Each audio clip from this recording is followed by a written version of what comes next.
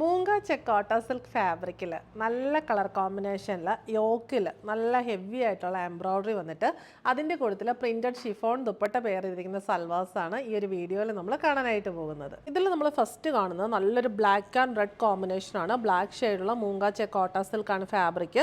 അതിനകത്ത് red ഷെയ്ഡിലുള്ള thread embroidery ആണ് വരുന്നത്. ഉള്ളത് നല്ല ഹെവി ആയിട്ടാണ്. റൗണ്ട് നെക്ക് ലൈൻ വിട്ടിട്ടുണ്ട്.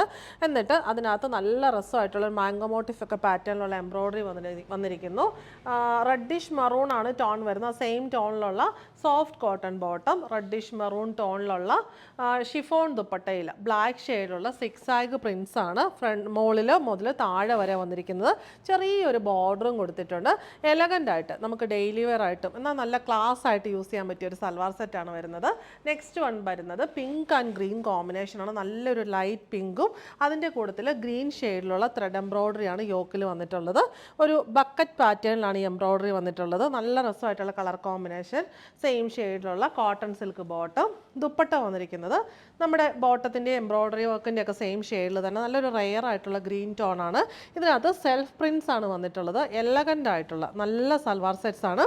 നമുക്ക് ചെറിയൊരു ഫംഗ്ഷൻ വെയർ ആയിട്ടും ഒഫീഷ്യൽ വെയർ ആയിട്ടും ഒക്കെ യൂസ് ചെയ്യാൻ പറ്റിയ ബ്യൂട്ടിഫുൾ കളക്ഷൻ.